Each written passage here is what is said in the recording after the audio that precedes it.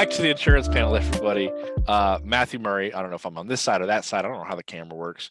I never really flips noticed. around in editing sometimes. Yeah, Ryan, I don't know how he pulls it off. I know he just doesn't screw with this, but Matthew Murray, Nick Frumpkin, if you don't already know. If you haven't, you should definitely subscribe. We're close to 1.4, 1.3. I don't really even know, man. Oh. It doesn't matter. I just enjoy doing YouTube channels or YouTube videos with Nick. Nick and I are good friends, and it ends up working out. So we just have fun. We just talk about what we know and what we love, which is final expense insurance and sometimes a little bit of Medicare.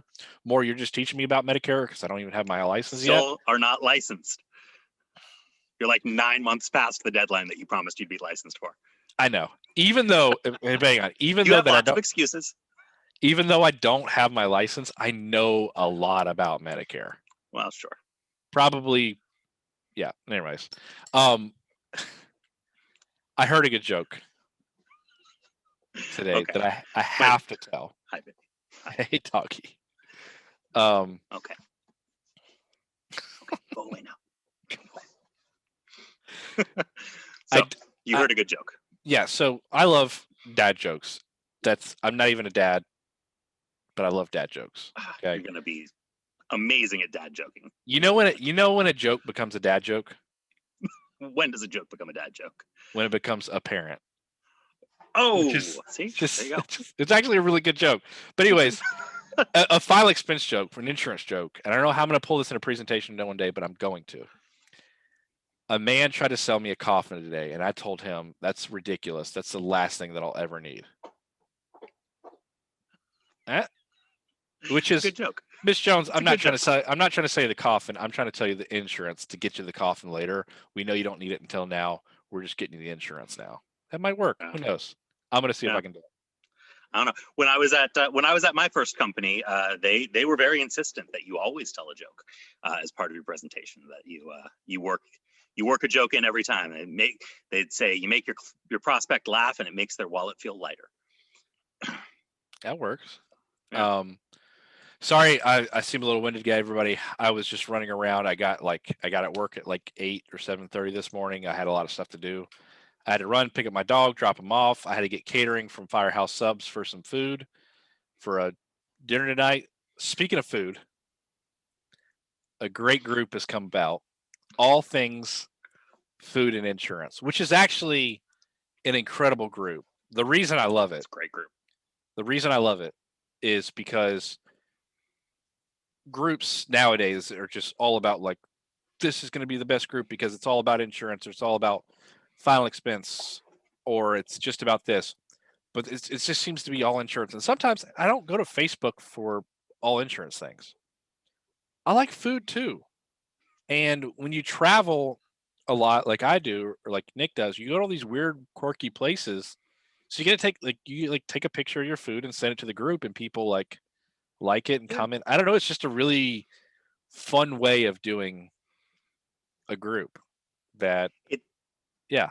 It's a silly but fun idea, and it's the tone of the group is really fun, and the content, like the insurance content, is legitimately good. Like, you know, especially for a Facebook group, like the insurance content that gets posted is great, but there's a level of friendliness and camaraderie and lack of pretension in that group, which is just like amazing. And I don't know if it's because it's a smaller group, because it's only got a few thousand people in it. But it's got a few thousand people in it. And it's got most of like the heavy hitters from any of the Facebook areas are part of that group. Yeah. And it's just a good, like, it's a much more relaxed, good time place to be. Like it's great. And like you said, the content is good. Mm-hmm. Like it's actually good enough questions that make me think, like, oh, I haven't seen that question in a long time, or I haven't seen that question at all. Right. And that's what we're going to talk about today.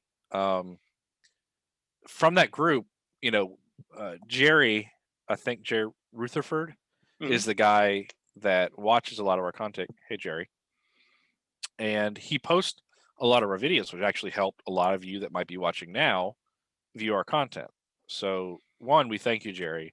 One, we thank all of you guys who watched. It's awesome. We hope you watch. We hope you enjoy the content. But we brought it up in the group yesterday of, hey, we're going to shoot some content. We usually have guests on. But instead of having a single guest, why don't we have the entire group on? So ask us some questions. And we got quite a bit. Yeah, it was And awesome. they're actually good Great questions. Like really, really good questions. Yeah. I was like, man, I like all these. Yeah, we were going to just incorporate them into like a different piece that we were doing to kind of like fill out that piece and make sure we were hitting. The questions were so good. We're giving it a whole episode all just on the questions. It's Yeah. And awesome it might be more than one because they're actually, like I There's said, a lot of them. We may not have time. We may not have time to hit everything. This might be a two-parter. Yeah. But So up on the screen is going to be the question. I'm going to read it. hopefully, fingers crossed. Yeah. Jerry Garcia. How do you deal with the adult kids blocking the sale or call post sale and says, "Oh, I found my kid has a policy on me. I don't need this policy anymore." I know the majority of the time the kid has no idea what's really going on, but they're just trying to protect the parent. And also that insurance doesn't cover upward of sometimes downward like the kids. Basically saying like the kids coming in after the sale or during the sale and be like, "Hey, mom don't need this. They're just trying to block you from selling a policy or post policy." Okay. Yeah. Sure. So a couple things spring to mind when I'm thinking about that. One, like most, and this is different than your typical like I need to ask my kids objection, right? Like this is not the same thing as I need to talk to my kids first. Sometimes, do we all know what the phrase a one-legger is? Yes. Do I need to explain what a one-legger is? Yeah, explain it. Okay, so a one-legger typically refers to a husband and wife where only one of them is there. You need both legs to be able to make a sale. Sometimes the kid is the other half of that one-legger, and usually you will find out very soon into the process whether or not that's true. And if that is true, and for some reason you don't find that out, you're in the same situation as if you sold like one spouse without having the other spouse consulted. It very rarely works out for you. So my first instinct is try to not let that happen. Try and make sure that when you're setting your appointments, that they know that everybody that needs to be there to get this information is there. You got to have everybody in the room at first. And it's really important that you don't present to one-leggers. And if you find out early on, as much as it hurts and is scary, sometimes you have to blow up your current appointment and reschedule and hope that you get back in a second time, because you will waste a lot of time and spin your wheels presenting to one-leggers. And that is true of if it is a child or if it is a spouse. You just don't want to present to one-leggers. So that's my first thought. My second thought is a lot of times you will have the child there and they will be actively trying to undermine the sale of the insurance. You got to sell the kid. You can't just talk to the parent. Again, it's you have to treat it like it is a two-person sale, like just the same as you would with a husband and wife. You got to present to both. Ask them good questions. Yeah. Do you have anything in place now? Right. When this happens, not if this happens, when this happens, it's going to cost money. Do you have it? Exactly. What are your plans currently to take care of your final expenses? Do you have anything? Who's going to be responsible for paying for your final expenses when you die? It's some basic fact-finding stuff that you really do need to do with everybody to be able to get stuff going on. And some of this is part of the reason why I'm a big fan of pre-setting appointments.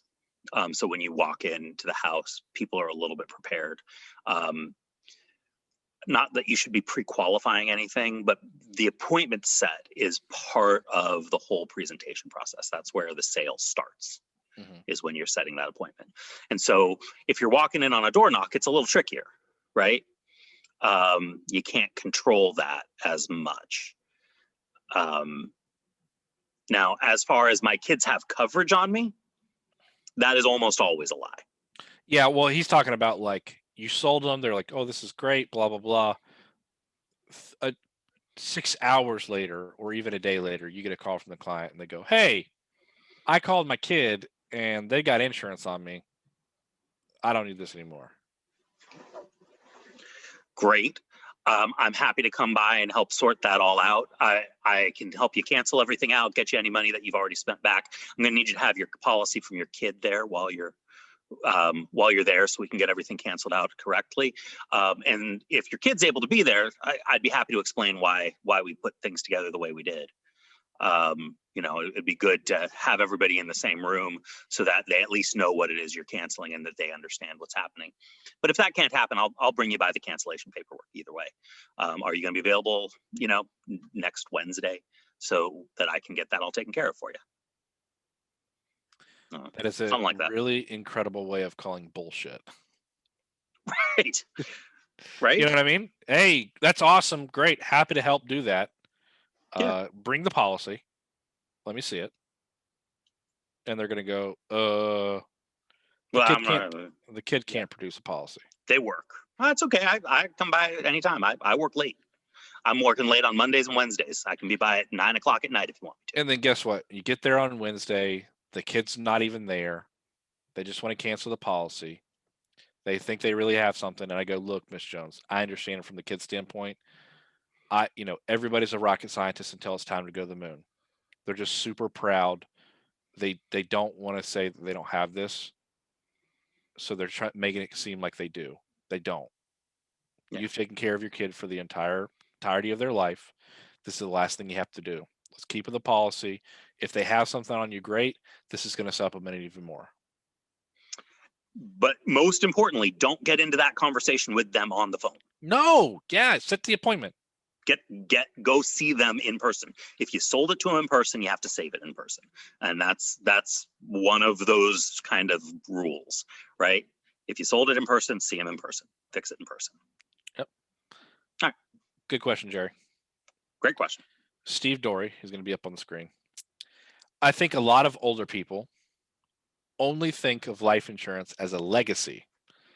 And because they cannot qualify for large 6 or 7 figure face amounts, they dismiss purchasing altogether.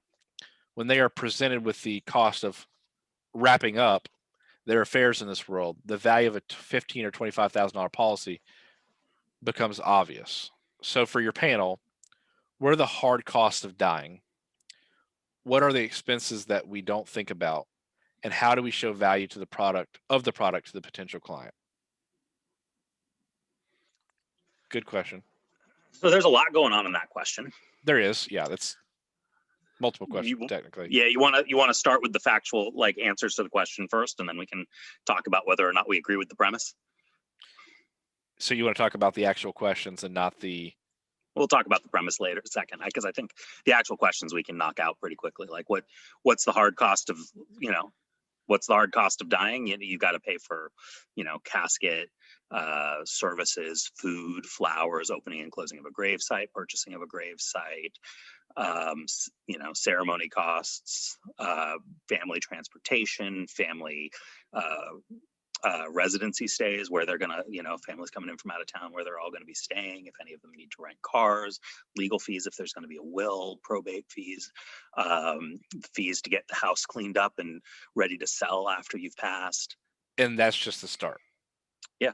That there's about there's like 125 or 137 questions that need to be answered when someone passes away. They tell you to get on average 37 death certificates because that's all the number of people who are going to need copies of the death certificate when you pass. All of those people need money, right? Right. Right. So there's a lot of expenses. If you're talking about just purely the cost of paying for the funeral, that's definitely not the end of it. But the average funeral right now, today, if you died tomorrow, is going to cost between $8,500 and $10,000, depending on where you live. Less if you want to be cremated. And if you're 60 and you're planning on living into your 90s, it's going to be more. It's going to be more like $20,000 by the time you live into your 90s. Yep. What are the expenses we don't think about? I think that's same exact thing. How do we show the value of the product to a potential client? So I don't, this is, I guess, part of the premise problem, right? I don't necessarily understand what is meant by that. I Um, guess I guess if I had to answer it, if I was, how do we present the value of the product? The value of the product, Miss Jones, which I would never say that in a house, no. right? But the value, just so everybody knows, of final expense is we are talking to people that make less than $1,500 a month on Social Security. They don't have any money saved up. Hmm. If they die with no insurance, who's going to take care of it? Right. Who And somebody's getting a bill. It and is not free to die. and people want their money, Yeah. right? Yeah. The value is that those people who are sick, who have no money, can get something rather than nothing. And it's enough to take care of what they know they want and they know that their family wants for them. Yeah. It's like if you go and watch our Ben Feldman video, Mhm. I don't recommend using the phrase "I'm selling discounted dollars." It doesn't make sense to our people at all. But it's that same idea. It's or Travis Tubbs likes to say, it's like an accelerated savings account. You put in $20 a month, Mhm. and even if you've only put in your first $20, when you die, your family's getting 5,000, and it's gonna pay for everything. And if you die without it, it doesn't matter how nice you are to them. It doesn't matter if you're buying them presents every Christmas. It doesn't matter if you're taking them out for Easter Sunday dinners and buying the grandkids gifts. And all they're going to remember is you stuck them with a $10,000 bill when you died, Yep. and how hard that was. And if you do not believe that's true, ask any of your clients who have had to deal with a death recently, because a lot of those people had to deal with a death that did not have life insurance. It's a lot of times why people send in cards. It's a lot of times why people send in the card. Oh, daddy didn't have life insurance when he died, and we just had to bury him. And I'm $10,000 in debt. I had to put everything on 3 different credit cards, and I don't know how I'm going to pay it all back. But yeah, Pookie that's why. died and they passed around the hat twice at church. We had to put they had to put that the jar out at the convenience store down on the corner, collecting money. Nobody wants that. Nobody wants to be a Fish fries, GoFundMe car page. washes. Yeah, it's Yeah, nobody wants that. nobody wants it. They say that their community will do it and they will, but Absolutely, they don't want it's it's embarrassing. embarrassing. It's embarrassing for the client. They have they have been on here for 70 years. They can take care of themselves and they don't want somebody else to take care of them at this point. Yeah. So they want to take care of this themselves. Which is why I sort of have a problem with even the concept of the question of how do you show the value. I mean, I don't talk to people who don't believe in insurance, right? Like if I sit down with them, and this doesn't happen often, but it will happen. If I sit down with them and they're like, I don't believe in life insurance. Great, pack the things, I'm out of here. I don't need to talk to you. Good for you. Enjoy your life. Hope your family doesn't hate you when you die. Not my problem. I'm moving on. Yep. I can sleep well at night now. Yeah, you don't believe in life insurance. Great. No, not a big deal. Now, as the beginning of the question, the basic premise of the question, I think it's really important to set expectations right from the get-go when you sit down with somebody. They're saying the beginning of that question is so many people want to leave a 6-figure legacy, right? And they're only thinking in terms of legacy. I don't think that's necessarily true with final expense people, honestly. Like, I don't think most final expense people are expecting to No. leave 6-7 figures, but some are. And it's important to set those expectations early on. You're here to talk about the final expense plans to get you $10,000, $15,000, $20,000 of life insurance to pay for your funeral arrangements and maybe leave a legacy. If we can get you the legacy, we will. Absolutely. If you can handle that, we will. However, the basic thing that you need is your final expenses. First priority. We got to make sure, because it doesn't matter what kind of legacy you're leaving. If they have to take money out of that to pay for your funeral costs. And they will. That's the first thing that's going to have to get paid for when they die. Now, if they've already got their final expenses taken care of, that's good for you, because odds are they didn't do it appropriately. And that's when you get into fact finding about what they've got and how they did things. Good question. Good questions. Yeah. Yeah. John Ware. Hey, John. Hey, John. What are things you do to maintain control of a conversation during a presentation? For example, how do you deal with clients that like to talk, interrupt, and ask irrelevant questions throughout your presentation? Easy, and we've covered this before. Agree? Go. We'll get to that in a second. Look at this. I find that the way that you set up the appointment, again, starting from the appointment, from calling them on the phone, but even on a door knock, the way that you carry yourself and behave from the minute you say hello to the prospect sets the tone. You have to be the type of person who is in charge. And somebody's going to be in charge in every single conversation. Conversations don't exist where somebody isn't in charge. And so it's going to depend. There is no one thing that you can do to deal with people who are interrupting and who are kind of all over the place. You have to corral people different ways. And I agree. The basic way to do this is to, agree, throw them off their track, redirect, get them back onto your thing, right? But you also have to do basic things. You walk in, you carry yourself like a professional, you're dressed like a professional, you have the knowledge of a professional, you're treating this like it's a business meeting. You're not there to be their friend, you're not there to chat with them, you're not there to talk to them about their grandkids or tell them stories about your family and your past and your history. You're there for a purpose. And if you're laser focused on your purpose, that carries through to how they behave with you. You have them turn off the TV, you have them turn down the music, you sit at the table, you don't sit on the couch, you get into a business mode. Yeah. I use presentation materials also. So one of the things that I was taught to help control things, and I didn't bring a pen. I've got a television remote control here. One of the things that I was taught early on is that people are just animals like anybody else, and we have an instinct to follow whatever you're pointing with. And you don't want to point with your fingers, but if you've got something to point with, like a pen that you're taking notes with, you can indicate where you want people to look and have them read along with you. And then when you want them to look up at you, you can pick your pen back up and have them look up at you. And you want them to go look over at Matt, and you can point over at Matt. Hopefully Matt's on that side. He might be over there. But there is a little bit of magic to it, I guess.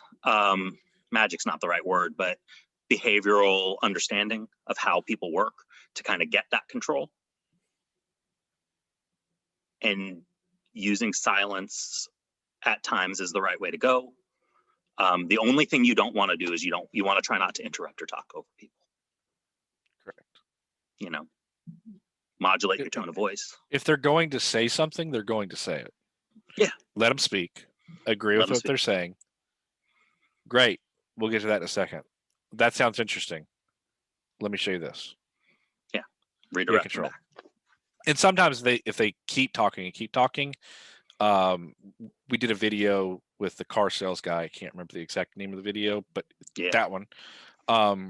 His dad would do this thing. We'd go, let me stop you right there. And he would touch his hand just enough to grab attention, right? Which is, let me clarify a few things real quick. Right. Let me stop you right there. Hold on one second. And he's stopping their train of thought, because when someone starts talking, they want to keep going. They almost feel like they have to keep going to get that control. So he's stopping it with this. oh, hang on one second. It's like, oh, their brain gets scrambled. He goes, let me back you up real quick. Let me get back to where I want to go. And he takes control of that conversation again. So, good question, John. So it's a deeper topic than we can really possibly do justice on a YouTube video. Yeah. Like that's the type of thing you need in-person training with somebody who knows what they're talking about, and ask questions and have them give you feedback on what you're doing. And like, but yeah. I mean, there's like the whole like how I sit in the house, if I'm sitting like this, if I'm sitting like this, if I'm sitting up, if there's all kinds of it. Just that could almost be. I remember I did a whole like 45-minute long training when I was very brand new, working at that one company where it was all just about like when in the presentation you lean back and when in the presentation you lean forward. And it was like 45 minutes spent on just like leaning back in your chair, leaning forward in your chair. Like there's a lot that can go on. Yep. Jordan Cantwell, common types. Hey, Jordan. Common types of clients and how you tailor their presentation to them. For example, how to handle 2 smart clients who think they know more than you, or clients who keep bringing up affordability, or clients who don't seem to care about their kids, or tire kickers. Same exact thing as control. I do the same presentation over and over and over. And if they're too smart, wow, Miss Jones, I agree. That sounds incredible. Watch this. Who keep bringing up affordability. I can't afford that. We'll get to that in a second. Check this out.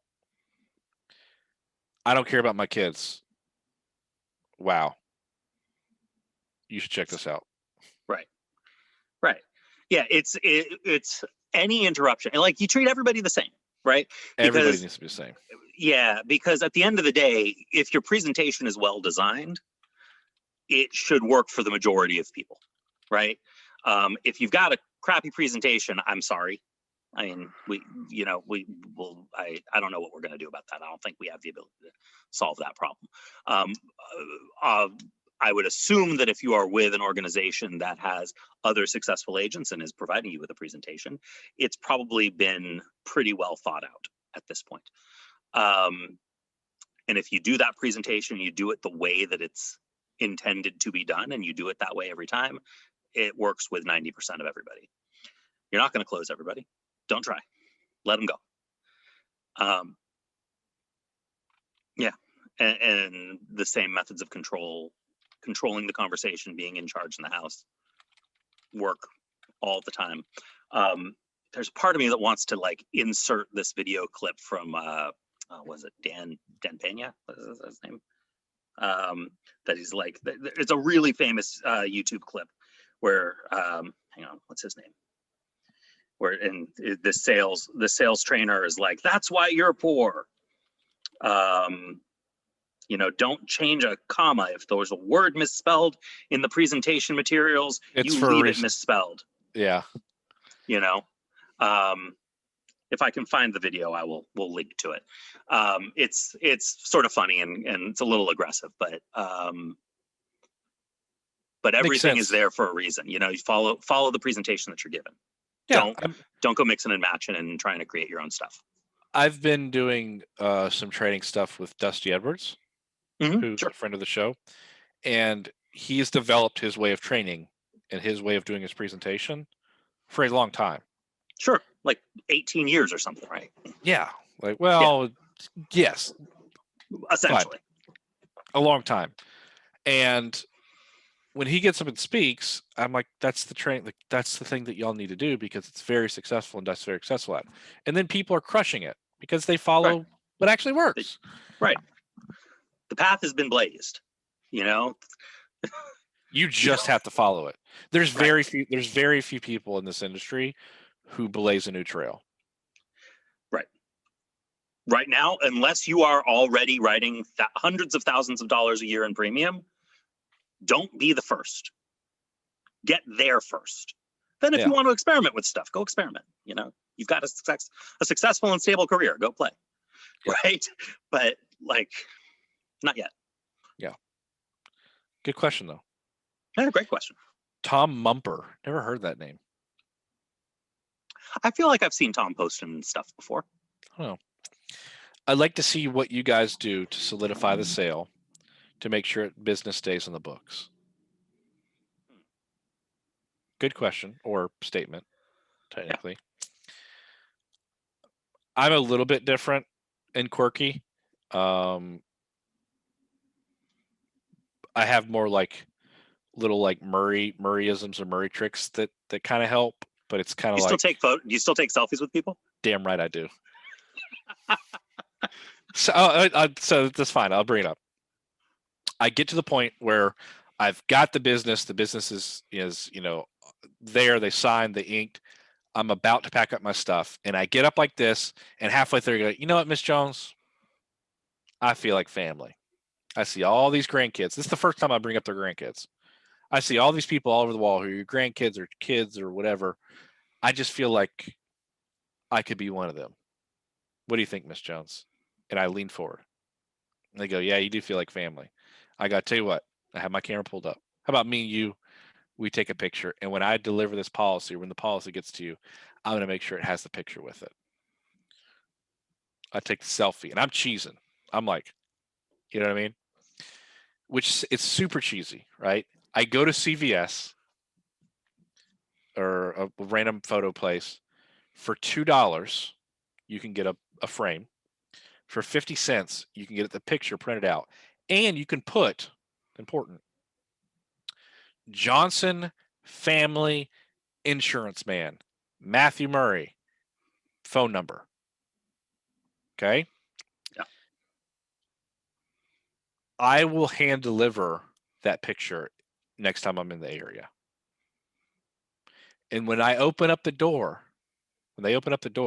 it's me with the picture, and I'm going the exact same dumb smile that I had on the picture. And I go, it's us. Right? And I go, where do you want to put it?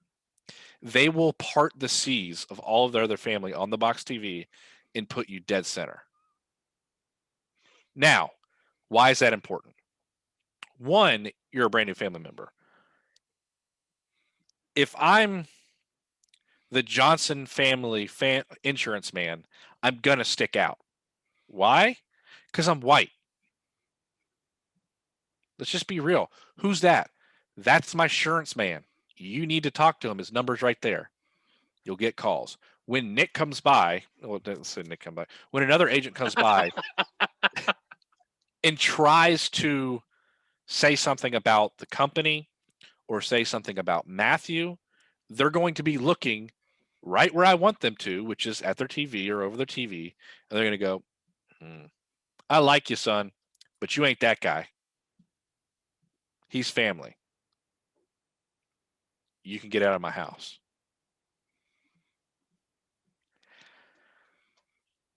I still have a 92% persistency rate with the very first company that I sold. Hey, and it's been years. Which is an overpriced company.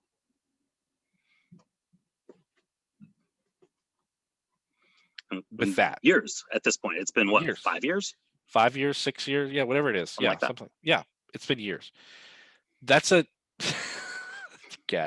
that's a quirky trick. And not a lot of people are okay doing that. They don't feel comfortable, which is fine. But there's other ways to do it. But that's how I solidified my business. Yeah, sure. What about you, Nick? I don't do anything like that. Sounds ridiculous, right? Right. No, but I mean, like, hey, good for you. And the thing is, everything that you do makes that sort of thing make sense, right? Right. And that's the important thing about any of this stuff is everything leads in together, right? You're not like coming from this super like, let's get down to business, let's go, let's move through it, let's get you something, let's get out of here type of a situation. You don't do that style of presentation. You're more laid back, you're a little bit friendlier, you take a little bit more time, you get to know, like I get ingrained in everything. I get ingrained in that house. I kind of set my roots in. Right. And everything that you do leads into that. And that's the important thing. You've got to have everything that you're doing, everything's got to be moving in the same direction. Right. Mm-hmm. So if I was to try and do that, it would not work at all. No. Like shockingly at all. One, I'm not much of a people person. I'm just not.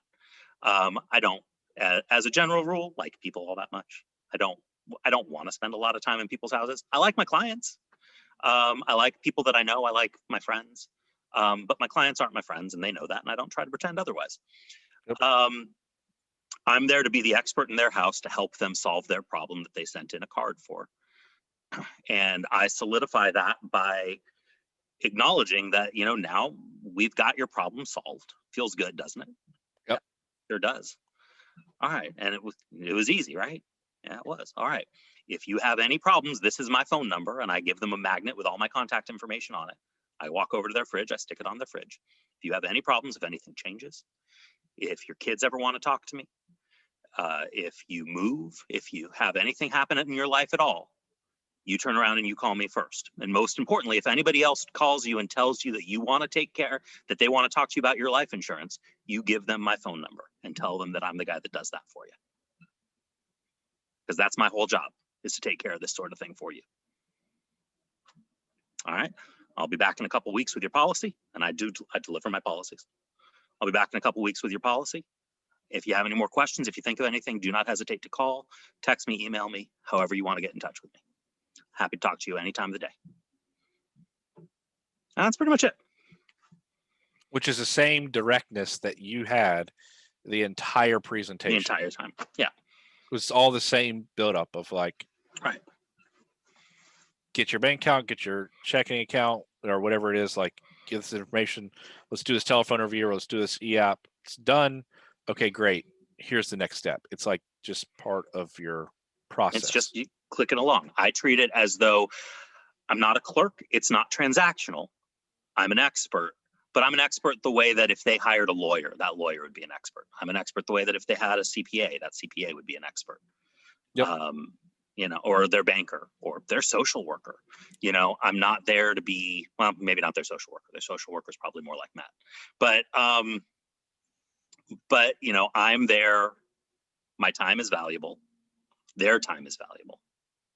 We're here to do a job, and we're getting the job done, and we're getting it done as painlessly as possible and as quickly as possible. And then we're moving on. Good question. Yep. Better answers. Oh, I'm just kidding. Other thing, make sure you draft correctly. Set up their bank drafts so you don't have problems with NSFs. Yeah. Don't just pick a random day in the month to draft on, or if they say I get paid on the 3rd, don't set them to draft on the 6th because it might take a couple days for the check to go. Just make sure it's in there. Yeah, no, that's never going to work. But that helps also, like drafting correctly. But yeah. All right. Oh man, still a couple more. Okay. David Payne. Hey, David. Hey, David. Dealing with a client in their late 70s that has an unrealistic expectations of what they want versus what they can afford. After trying to paint the picture that something is better than nothing, there are times they want to continue shopping, even though that thought process is a reason they are in the position they are in. Good news. We've done all the shopping for you. Yeah, that's, again, it kind of starts like he's going to say, sorry if I cut you off. Oh, yeah. It starts from here, like at this time. I'm a broker. I actually work with all of these companies. If you have any question about any type of insurance, I can do that for you now. I've done all the shopping. Yep. That question reminds me, and like the pattern to these questions, which I didn't realize until we started answering them, is it's presentation. Closing problems are opening problems, right? Mm-hmm. Like you run into problems at closing. The solution is always, how did you open? Every single time. It starts at the beginning, right? That's been the answer to just about every one of these questions, except the solidifying the sale, which is a after closing situation. But it starts at the beginning, from the minute you say hello. No. Well, and then also, I guess in a way of unrealistic expectations, when someone says, I want $100,000 for $50 a month, I would say, fantastic. Fantastic. I'm sure you've already done some shopping up to this point, and you've probably been let down quite a bit at this point. Yep, Yep, I have. I have. Insurance is too expensive. I can't afford what I need. I agree, Miss Jones. It is expensive. If you would have got it when you were my age, it would have been super cheap. You're in your late 70s now, so you know it's going to cost a little bit more. You're probably not going to get as much as you wanted, but you knew that before I got here. You've already done a lot of shopping. I can do the rest of the shopping for you. I work with all the companies. I can do all that shopping right now. We can go ahead and knock it out. I work with literally every insurance company in the state of Pennsylvania. I talk to them all every single day. My whole job is to make sure you're getting the company with the most value possible for you. Good question though. Great question, and I think it's I think it is telling that this is how all the answers are coming out, though. That it's all, everything starts from the beginning. If you're not on the right foot when you first say hi, the whole thing falls apart, and then you're fighting an uphill battle the whole way through. Yep. Everett Thomas. Hey, Everett. Howdy. Welcome, friend of the show. Discuss the reasons insurance agents should drink strong coffee. It's delicious. It keeps you energized throughout the day, makes you speak fast, which makes people think you're enthusiastic. And people are headaches, and this will help. Not sponsored by Starbucks today. Maybe. What if Starbucks? We should be Starbucks. Well, yeah. Come on in and endorse us, Starbucks. Notice us, Starbucks. I'm sure there's some Starbucks, CEO looking at us. Yeah. Matthew, Marcox, Marcous. I didn't look. I need to look at the screenshots. Another Eminem, which is a great name. Another great name of Matthew. Marco. Tell us if we got it right. Yeah, tell us how to pronounce your name, Matt. Yep. Insurance and food. Talk about the food clients have offered you.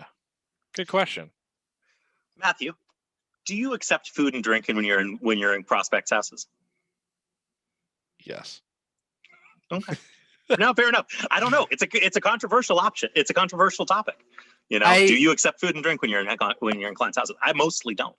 Well, I will tell you the best clothes that I ever had in a house, which involved food. I'm pretty sure I know this clothes. Yeah. It's a good story. I like this stuff. Which involves food. The craziest thing, I don't know. I've walked out with like venison, like a ton of deer meat, like from freezers. That's pretty cool. Yeah. That's pretty cool. It was really good. I've walked in when people were making breakfast and I just walked into making food and I'm like, I guess you got to make some for me too. Like you knew I was coming over, and I'll eat. I like that. Oh man, you knew I was coming over. You got to make me a plate. I like that. Yeah. No, that's amazing. Well, and I would have never would have occurred to me. I would have told them you got to wait for your food until after we're done. We're not eating while we do this. You knew I was coming over. Yeah, but your food will keep. To me, in the oven on low, it'll stay hot.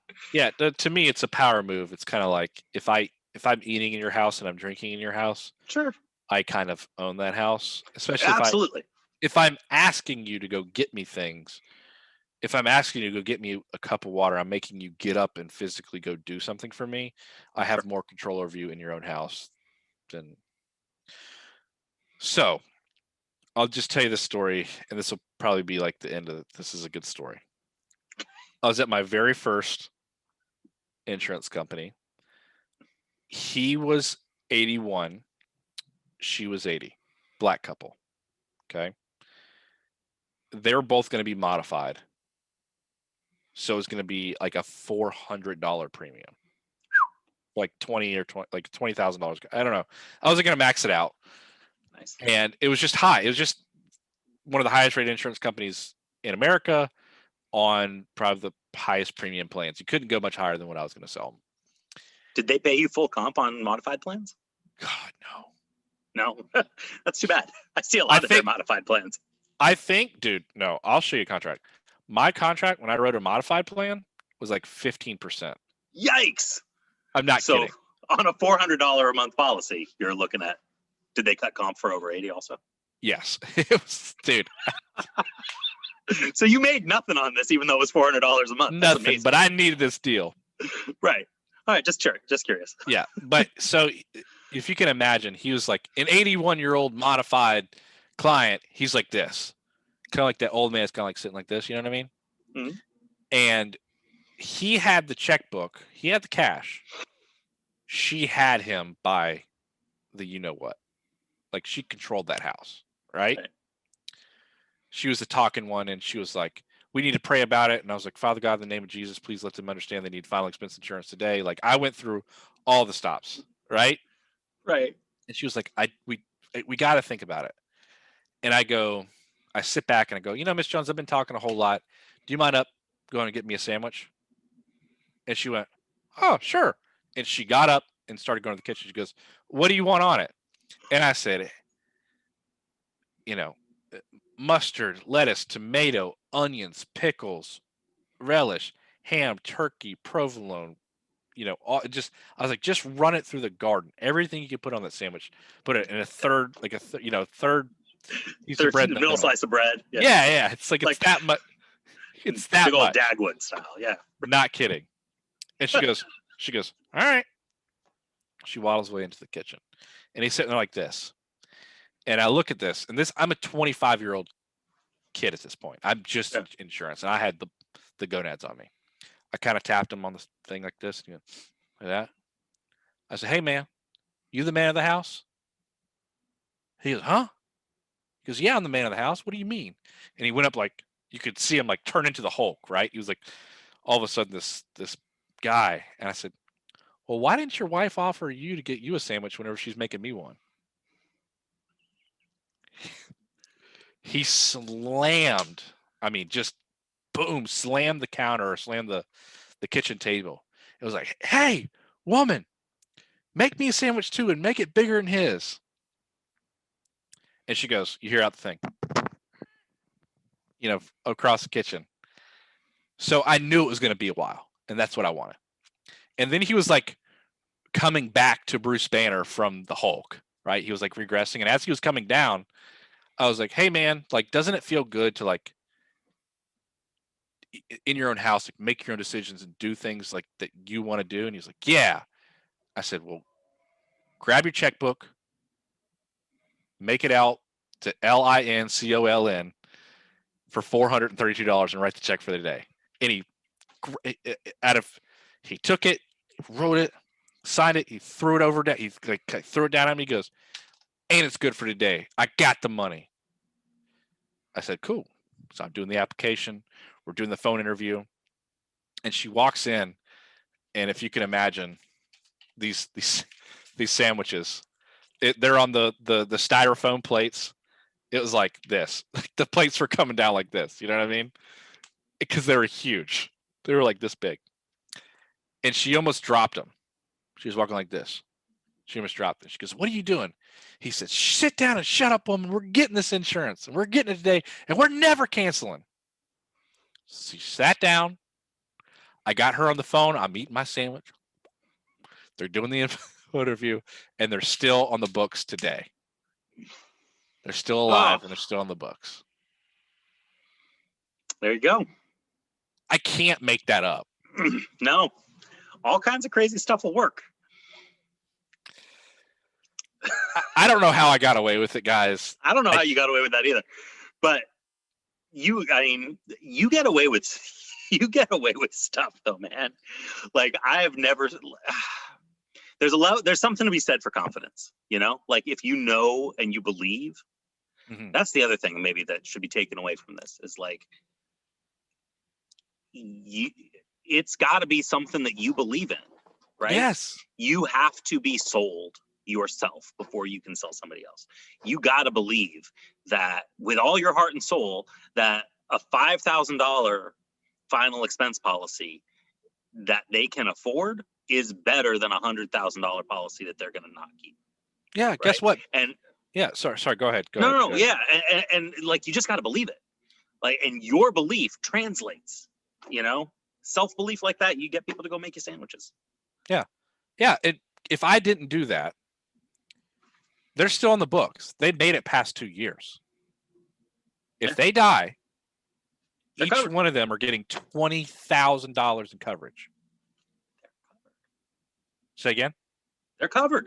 They're That's covered, the important thing, right? right? That's all that matters. One lady said to me one time, "Hey, you're being pushy," and I said, "Do not take what I believe in as being pushy.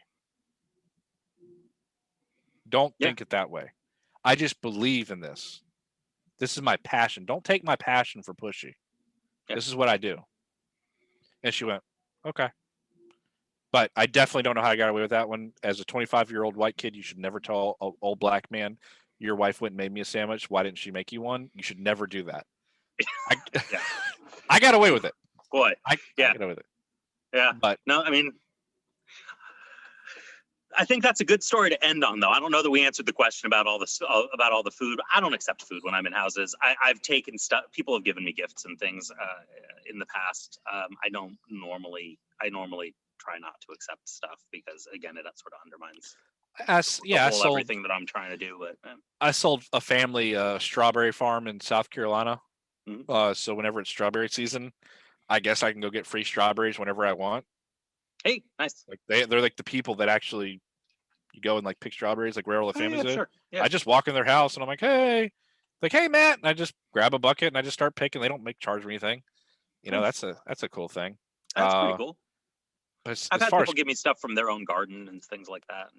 yeah, as far as crazy food, I mean oxtails, but I like oxtails because I'm Southern. Yeah. Most people don't even know what that is, but yeah, like chitlins and stuff like that. Like I've eaten all the time. Yeah.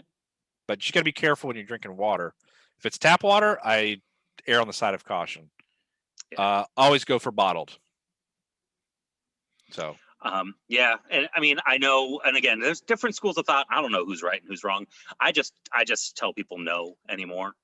Like I don't need anything. I got my stuff taken care of. I'm off to go get lunch after we meet or whatever. Or I just came from getting some food. I'm fine, thanks. I don't use people's bathrooms when I'm in their house either. yeah. Like again, the different schools of thought. Some people do. Some people do routinely. Some people feel like it's a power move. I don't know. That's I don't definitely know who's right or who's wrong. Yeah, as long as there's a reason, right? As long as you have a reason for doing it, and that reason makes sense with everything else that you're doing, you shouldn't be afraid to do it. Yeah, well, and you shouldn't be shooting from the hip either. Like, don't shoot from the hip. Like, have a plan. Like, don't make stuff up as you go. Yeah. Hmm. Yeah. Someone told me one time after he watched me get in the house, he goes, "Matt, I didn't know where you were going with that." He goes, "But at the end of it, it was like you closed the book on the person, you turned them into a corner, and there's nothing else they could do." He was like, "I don't know how you did it because you were coming out of left field with some of the things you were saying." He goes, "Up at the end of it, it all circled back around." And he's like, "And you knew exactly where you're going." I said, "I knew exactly what I was doing in that house." Yeah. So I have a plan. It's definitely unorthodox, but it works. So that's all that matters. Yeah. Anyways, what about you guys? Is there any other questions that you want to ask us? Like, we love feedback and good questions. You should go check out the group, All Things Insurance and Food. It's a great group. We'll put a link to it. And you'll see Nick and I in there. You can interact with us there all the time. Yeah. All the time. We're not just YouTubers. We also are Facebookers. We're barely YouTubers. We're barely YouTubers. We're definitely more Facebookers than we are YouTubers at this point.